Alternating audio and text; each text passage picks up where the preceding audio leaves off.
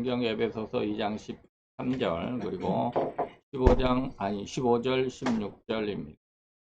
오늘은 우리가 지난 시간에 교회에 대해서 2시간 했는데 오늘 또 세 번째로 교회의 그 어떤 성지, 교회가 어떠한 특징을 가지고 있나라고 하는 것을 한번 살펴보도록 하겠습니다. 에베소서 2장 13절 그리고 14절은 빼고 15절 6절까지 우리 같이 봉독하도록 하겠습니다. 이제는 전에 멀리 있던 너희가 그리스도 예수 안에서 그리스도의 피로 가까워졌느니라.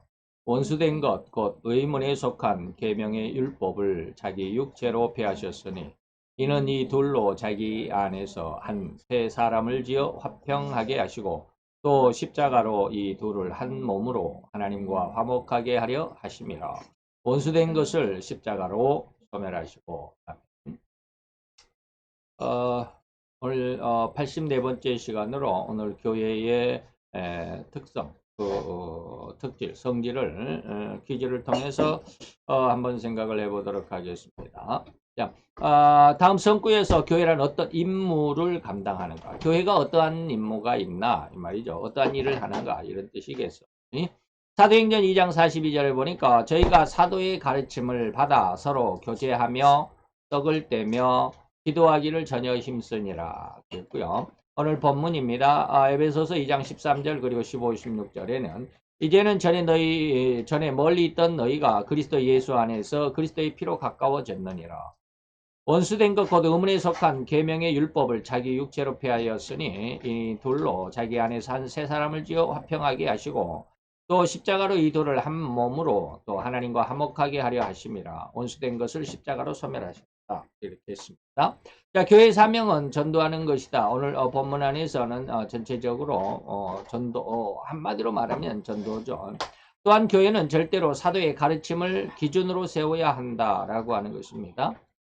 사도의 가르침은 뭘까요? 사도들을 우리가 12사도들, 그런데 그 중에서 물론 그 성경을 기록하지 않는 많은 사도들이 있지만 이제 성경을 기록한 사도들이 좀 있죠. 뭐 마태, 마가, 뭐 누가는 12사도 중에 들어있지는 않지만 그다음에 요한, 그리고 사도 바울은 12사도가 아닌 이제 이방의 두 사도 중에 한 사람으로서 성경을 뭐 13권을 쓰기도 했고, 그다음에 뭐 베드로도 있고요. 그리고 이제 그렇습니다. 유다서는 제자 그 사도 유다가 아니라 예수님의 동생 유다가 기록했다라는 게 더 옳을 것 같습니다. 어쨌든지 사도의 가르침 그러면 뭘까요? 성경 말씀을 성경의 말씀을 기준으로 세워야 한다라는 것입니다. 곧 하나님의 의도는 그의 아들 예수 그리스도에게 이어진 것이다. 이게 계시록 1장의 말씀입니다. 하나님의 뜻을 그 아들을 통하여 천사에게, 그리고 그 천사는 사도 그 요한에게 증거했다. 이런 말씀이 계시록 1장 1절에 있거든요. 1절 2절에 있거든요. 아들 예수 그리스도에게 이어진 것이며 그 예수의 의도를 이제는 천사를 통해서 그 의도가 전해졌습니다. 그렇게 천사를 통하여 얻은 예수님의 의도를 종들인 사도들, 다시 말하면 오늘날 목회자들, 설교자들에게 이어진 것이라 할 수 있습니다. 교회는 이렇게 질서를 가져야만 합니다. 질서를 가져야 한다라는 말씀을 여러분들이 잘 이해할 수 있기를 바랍니다. 지금 잠깐만 제가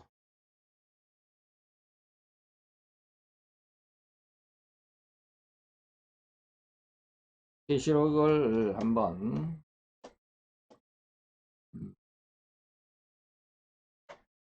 자, 이겁니다. 자, 계시록 1장 예수 그리스도의 계시라. 이는 하나님이 그랬죠. 하나님이 그에게 주사, 그가 누구예요? 예수 그리스도에게.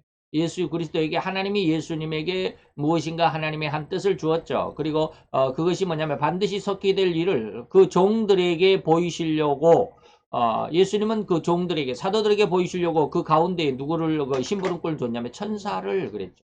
천사를 그 종인 요한에게 보냈다. 그러면 요한은 뭐 쉽게 말하면 하나님이 예수님에게, 예수님은 천사를 통해서 다음에 종 요한에게, 사도들에게, 그리고 네 번째니까 다섯 번째는 누구요? 성도들에게 이 말이죠. 예. 요한은 이 하나님의 말씀과 예수 그리스도의 증거를, 다시 말하면 자기가 본 것을 다 증거했다. 누구에게? 세상 성도들에게 이런 뜻입니다. 그래서 이것은 성경이 우리 성도들에게 주어지는 절대적인 순서, 다시 말하면 질서입니다. 네, 질서. 그래서 여기서 질서를 가져야 된다라고 이렇게 말씀을 했습니다. 사도 다시 말하면 목회자나 설교자를 중심으로 성도들 상호 간의 긴밀한 교제를 가지는 무리가 뭐요? 교회입니다. 사랑과 신뢰로 교제 관계를 이루면서 서로 떡을 떼면서 교제를 이룬다.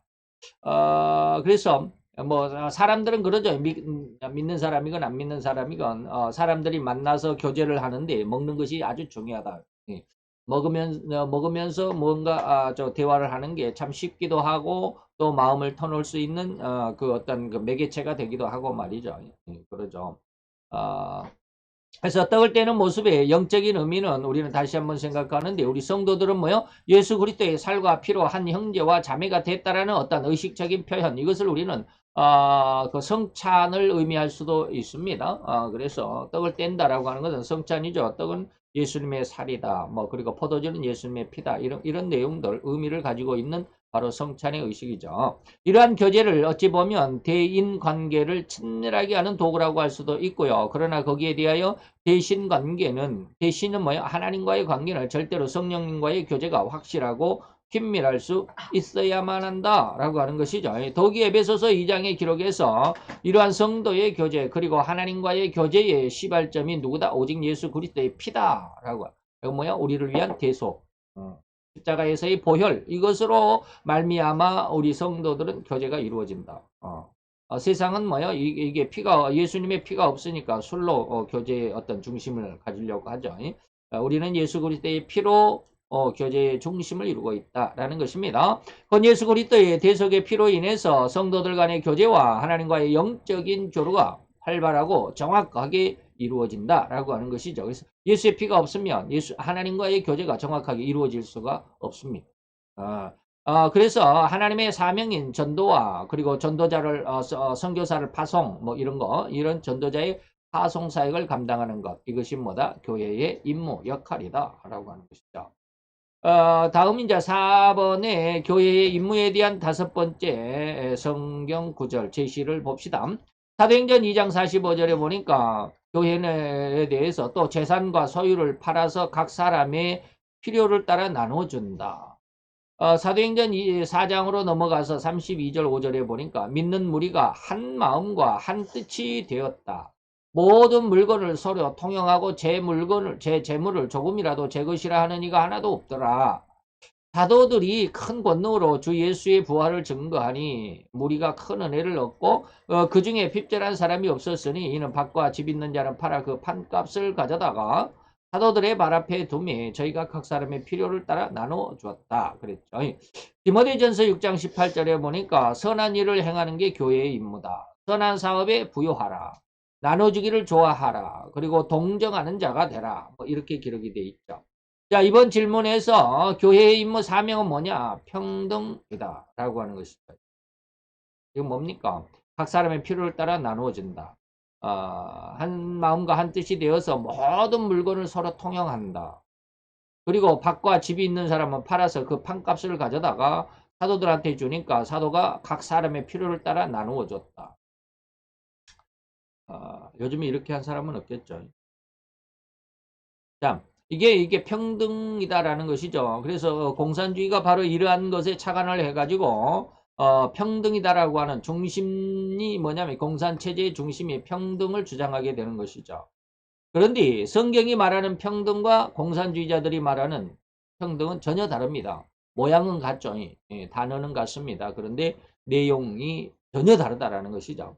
곧 내가 더욱 열심히 일하고 오늘 오전에도 그런 말을 했죠. 우리가 가난한 사람, 나보다 약한 사람을 도와주기 위해서 내가 뭘 한다? 나의 모든 죄를 씻고 도둑질은 이제 더 이상 도둑질하지 말고 이웃을 위하여 내가 열심히 일하고 해라. 그런 말씀이 있었죠. 그래서 내가 더욱 열심히 일을 하고 열심을 다해서 또 그 노동의 대가, 그 일한 대가로 얻은 수입을 내 이웃을 그리고 사랑하는 마음과 이웃의 생명을 보존하고 함께 하나님의 백성으로 성장하고 살아가는데 그 도움의 목적이 있다라고 하는 것이죠. 이게 자기 희생이 평등 속에 숨어 있습니다.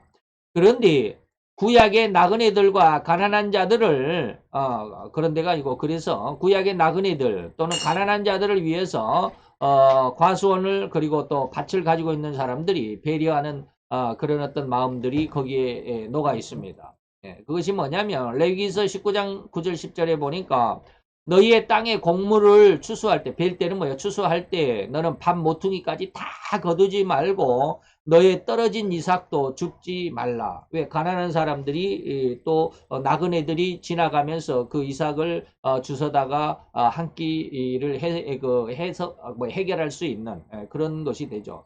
너의 포도원의 열매를 다 따지 말고 너의 포도원에 떨어진 열매도 줍지 말고 가난한 사람과 타국인을 위하여 버려두라. 나는 너의 하나님 여호와니라. 그래서 이스라엘에 가면 이스라엘은 토요일이 안식일이죠. 그러니까 그 안식일이 우리는 아침부터 저녁까지 이렇게 하는데 원래는 뭡니까? 성경에서는 밤이 되고 아침이 되니 하루다.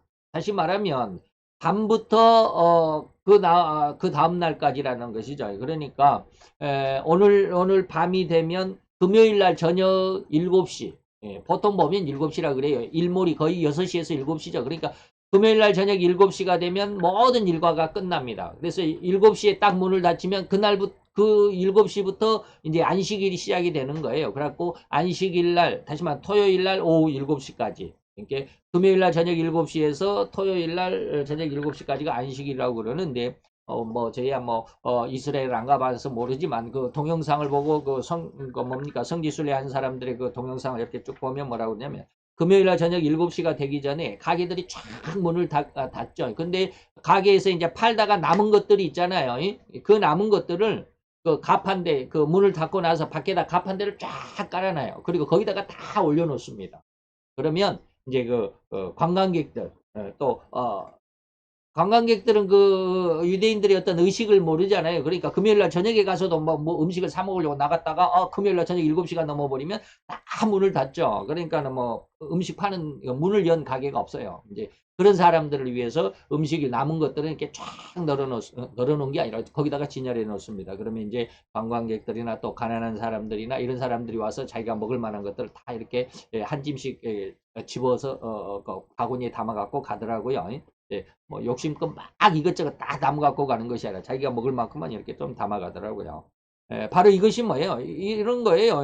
가난한 사람과 타국인, 관광객들을 위해서 남겨두는 것이죠. 이게 뭡니까? 이것이 바로 생명, 이웃의 생명을 보존하는 하나님의 의중을 인간들에게도 실한 내 옆 사람을 위해서 그 생명, 내 이웃을 위해서 내 몸같이 사랑하라. 그것은 뭐예요? 이 생명을 보존하라는 그런 뜻이죠. 하나님이 참 귀하게 여긴 것은 사람의 생명입니다. 그래서 우리에게 만약에 재물이 돈이 많다 그러면 그 재물은 내가 잘 먹고 잘 살려고 한 것이 아니라 하나님의 뜻을 위해서 쓰여지는 곧 이웃의 생명을 살리고 구원하는 일에 쓰여지는 재물이 되어야 된다. 이런 뜻입니다. 주님은 절대 이러한 구제는 뭐요? 생명을 중심으로 한다. 가장 중요시한다 이 말입니다. 이러한 사상이 그 근본 뿌리라는 것을 이해할 수 있어야만 합니다. 뭐가? 성경에서 말하는 평등이라는 게. 그래서 남아있는 자는 남아있는 자 아니라 뭔가 남아있는 것을 옆 사람을 위해서 이 말이죠.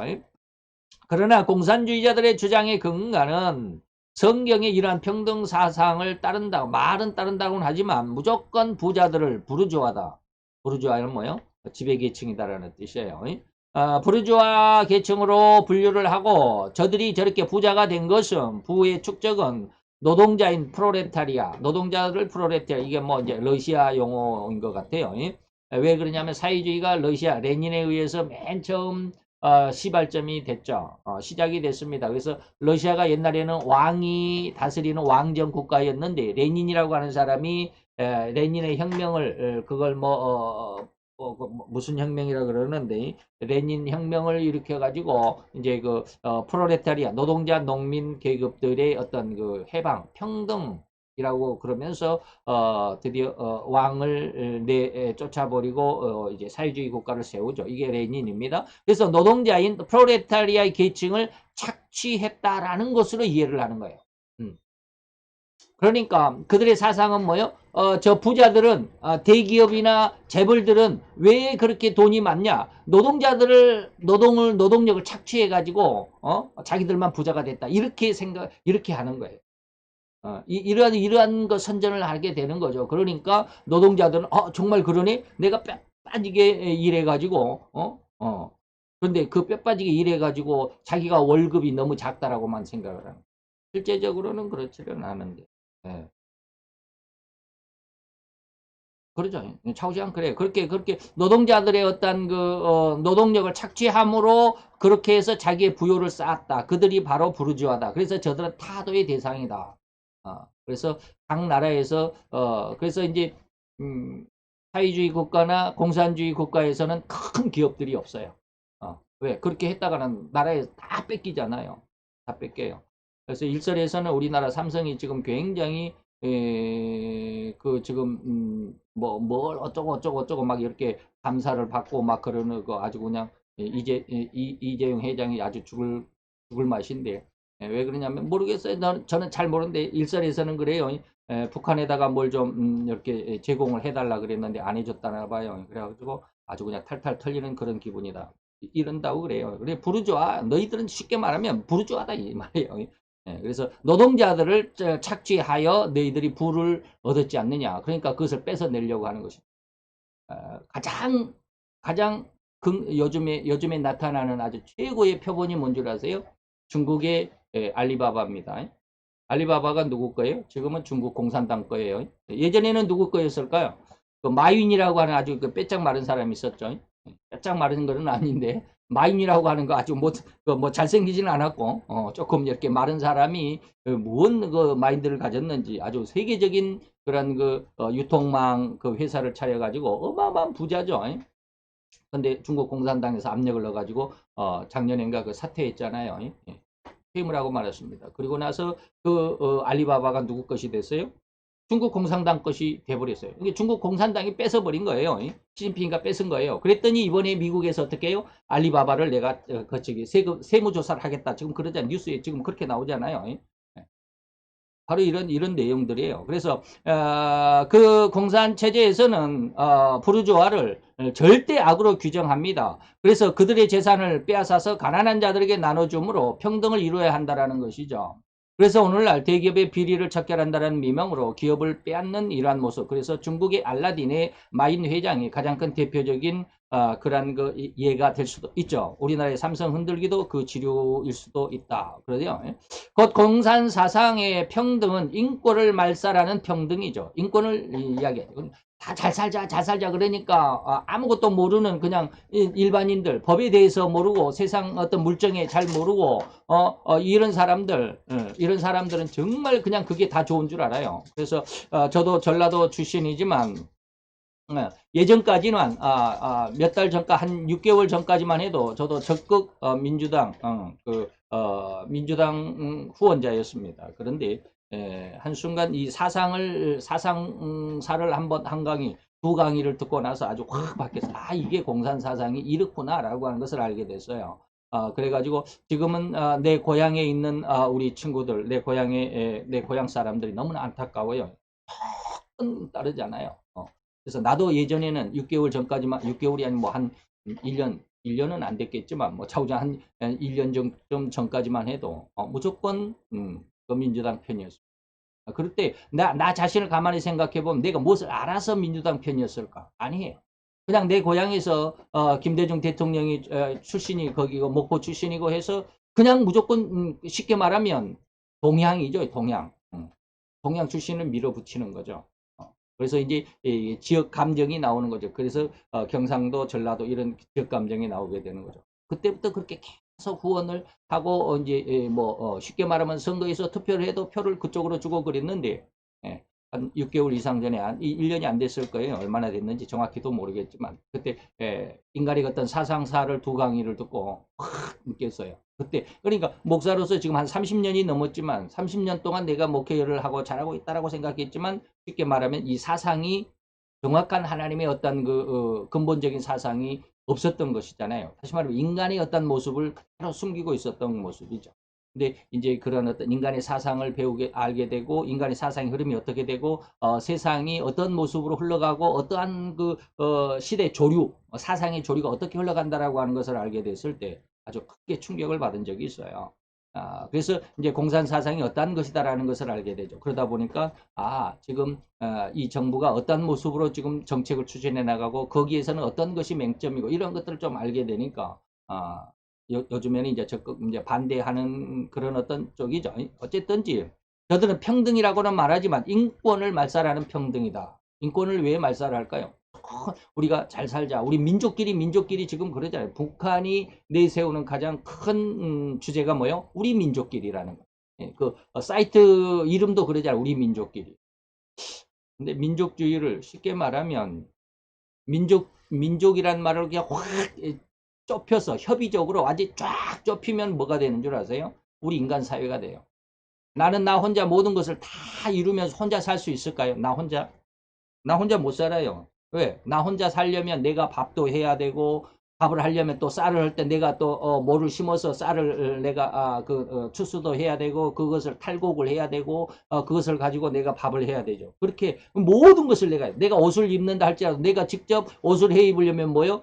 뽕나무를 심어야 되고 거기에다가 누에를 또 키워야 되고 그 누에에서 또 실을 뽑아서 내가 그 실로 이렇게 또 뭐 실타래 옛날 그 할머니들 보면 실 이렇게 팍 꼽는 거 있죠. 물레 돌린다라는 거. 그것도 해야 되고 그걸 또 삽을 해갖고 그냥 뭐 또 배를 짜야 되고 모든 것을 내가 다 해야 돼.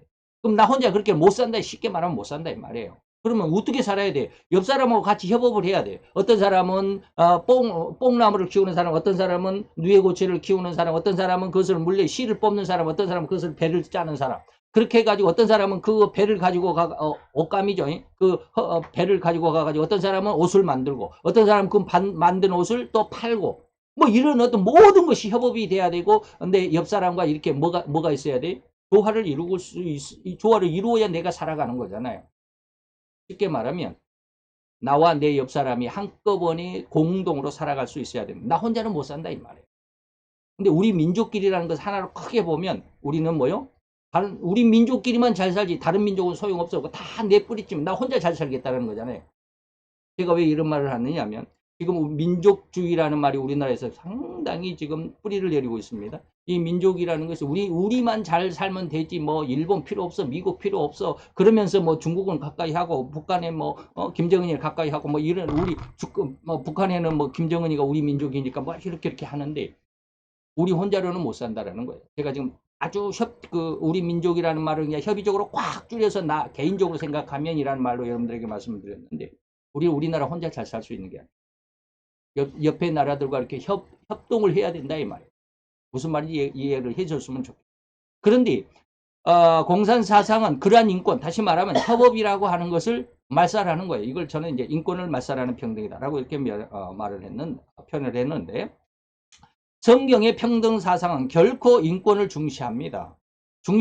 그런 인권을 중시하고 중심하는 사상이기 때문에 그 근본 이념부터 공산의 평등과는 다르죠. 더욱이 성경의 평등 사상은 인간 생명을 중심한과 동시에 사랑이 근본 중심입니다. 즉, 내 이웃을 내 몸과 같이 내 생명과 같이 사랑함으로써 내 물건을 내 재물을 결코 나만의 부유함의 근본으로 삼는 이기적이가 아니라 이웃의 생명을 위해 쓰이는 헌신과 하나님의 백성으로서의 충성된 사랑의 마음을 나타내는 이것이 근본이 바로 성경의 평등입니다. 이 모든 것을 아우르는 사상이 사랑이죠. 그러나 공산체제의 평등은 결코 사랑은 없습니다. 오로지 부요는 노동자들의 착취로부터 나오는 것으로 규정을 하고 있는 자, 다시 말하면 있는 지배계층들을 타도하자라는 그런 악한 심성의 근간이 바로 공산체제의 평등 사상입니다. 그러니까는 없는 사람들은 평등하자라고 그러니까 다 좋은 것 같잖아요. 너나 할 것 없이 다 잘 살자. 그래서 우리 자유경제, 자유시장 경제를 그들은 굉장히 부정합니다. 그러면서 그들의 공산 이걸 뭐라 그걸 무슨 시장이라고 그러는지 모르겠네.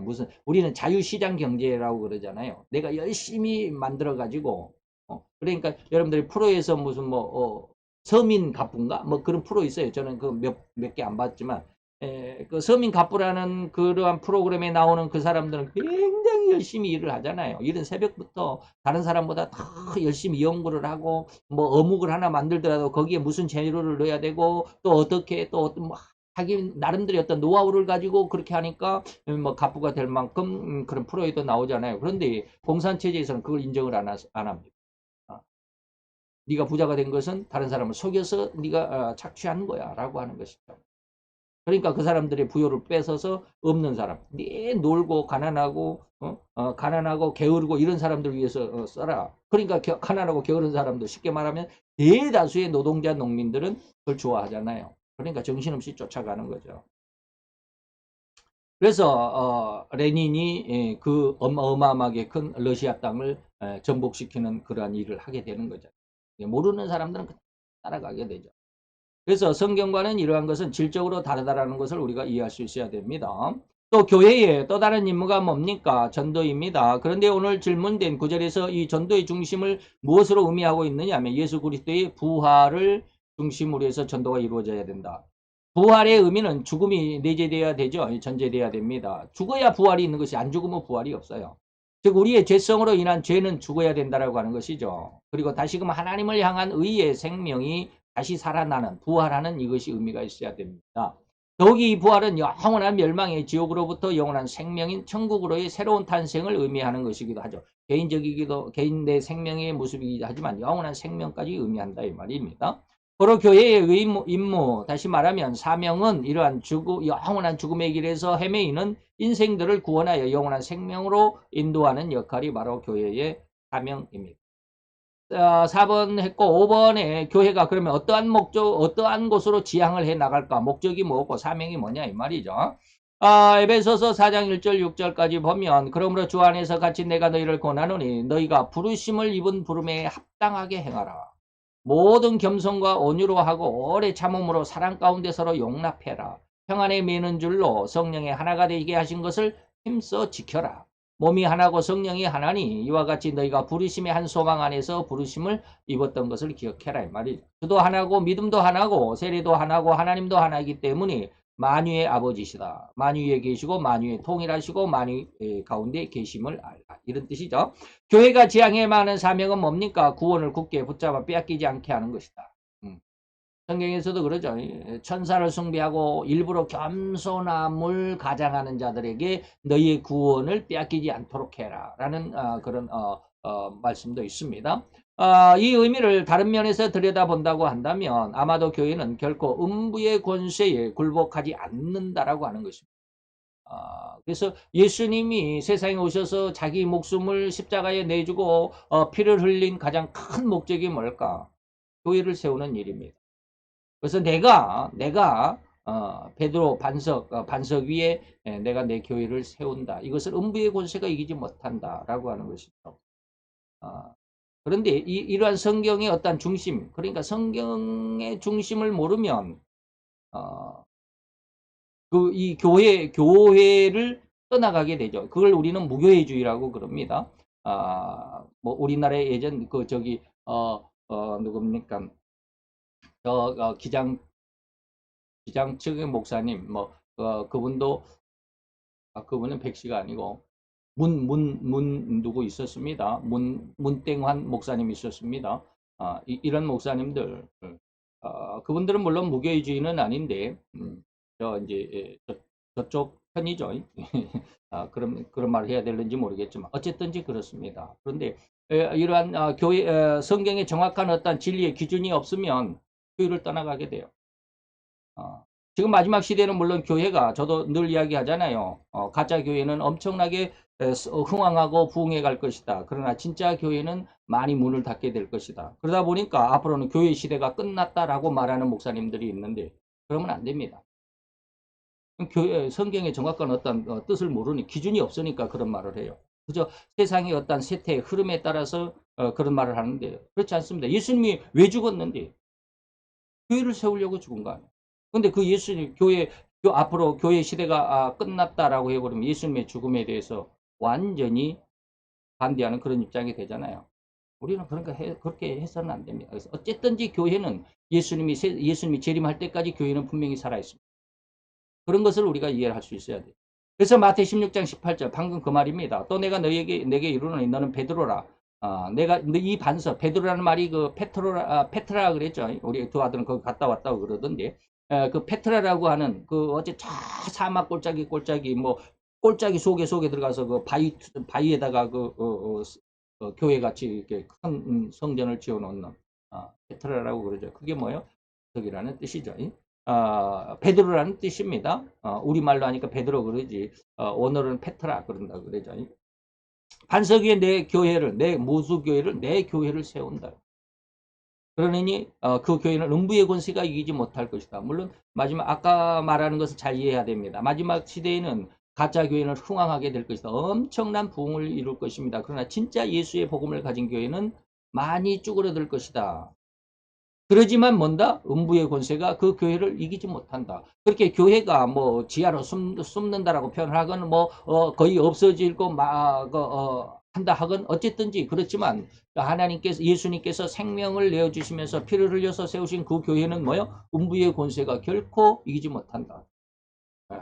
그리고 아까 말씀드렸죠. 누구든지 일부러 겸손함 그리고 천사를 숭배하는 자들을 인해서 너희의 상, 무슨 상? 구원을 이 말이에요. 너희의 구원의 상을 빼앗지 못하게 해라.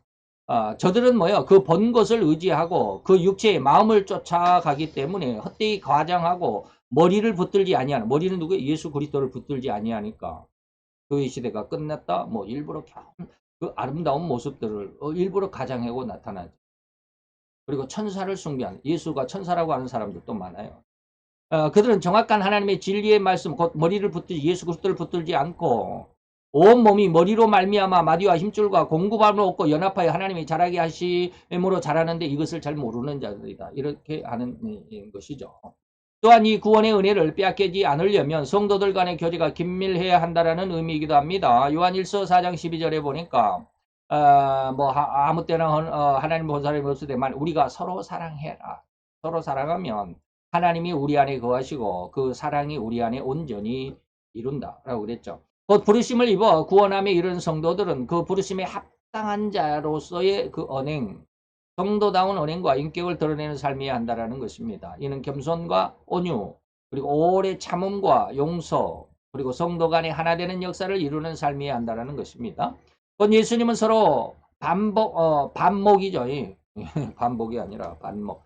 화목을 깨뜨린다 이 말입니다. 서로 반목하고 싸우는 행위는 그 자체 안에서는 결코 천국도 사랑도 없음이라 규정했습니다. 그리하면 사단도 결코 악의 나라를 세울 수 없다라고도 했죠. 예, 그래서 누가복음 11장 18절에 보니까 너희 말이 내가 바알세불을 힘입어 예수님이 막 귀신을 쫓아내고 병든 자를 일으키고 그러니까 예수님을 반대하고 예수님을 시기하는 일부 그 유대인들이 뭐라 그래서 저는 바알세불이 뭐야 귀신의 왕입니다. 저 사람에게는 귀신의 왕이 들었어. 그러니까 귀신의 왕이 다른 귀신 조물이 되기를 막 이렇게 명령하고 쫓아내고 있어. 그래서 바알세불을 힘입었다. 그리고 귀신을 쫓아냈다. 조물에게 귀신들을 쫓아냈다라고 이렇게 막 비아냥거렸다 이 말이죠. 그러니까 예수님이 그 말을 들어서 내가 바로 이러한 일을 한다고 너희들 그렇게 말하지 않냐. 근데 그게 잘못됐다 이 말이죠. 만일 사단이 스스로 분쟁해서 귀신이 서로 막 쫓아내고 싸우고 그러면 저의 나라가 어떻게 서겠느냐. 이렇게 내분이 있으면 서지 못한다. 그러니까 내가 귀신을 쫓아내는 것은 같은 내분이 아니다 이 말입니다. 무슨 말인지 이해가 되시겠죠? 하나님의 능력에 의해서 하나님의 성령에 의해서 귀신을 쫓아내는 것은 이것은 내분이 아니라 하나님의 통치권, 정복권이다라고 하는 것으로 여러분들 이해할 수 있어야 됩니다. 고로 교회는 반드시 이러한 사명을 목적으로 두어서 소망의 끈을 흐트리지 않아야 합니다. 이게 교회의 사명, 전도다. 뭐 오늘은 전도의 근간은 부활이다. 부활로 인해서 예수님의 교회를 중심으로 이 일을 이루신다라고 하는 것들을 쭉 말씀을 드렸습니다. 오늘 이렇게 오늘은 이렇게 하고 다음 시간에는 이제 교회의 특성에 대해서는 이제 끝나고 다른 그 내용을 말씀을 드리도록 하겠습니다. 그 공부를 하도록 하겠습니다. 오늘 여기까지 교회의 특징 중에서 교회의 사명, 또 뭐 서로 사랑하는 그 의무 뭐 이런 거 여러분 잘 기억을 해 주셨으면 좋겠습니다. 기도합시다. 할렐루야. 주님 여호와여, 주께 감사와 찬양과 영광을 돌려드리나이다. 주의 영광 앞에서 오늘도 주님의 귀한 말씀이 우리로 예수 그리스도의 그 대신 십자가의 죽으심과 그 죽으심으로 흘린 그 보혈로 인해서 교회를 세우심에, 그래서 이 교회의 정확한 의미와 교회의 정확한 중심을 찾아갈 수 있는 은혜의 시간이었음을 믿고 감사를 드리나이다. 교회에 주어진 귀한 사명 우리도 감당할 수 있고, 교회가 어떻게 삶을 이루어야 하는지 그 생활면에서도 우리가 잘 순종하고 이해할 수 있을 만큼 우리의 심성 중심에 하나님의 귀한 은혜로 충만케 하는 은혜의 역사가 풍성케 되기를 원합니다. 하나님이 역사하시고 은혜를 도와여 주옵시기를 원하고 예수 그리스도의 이름으로 감사와 기도드려사옵나이다.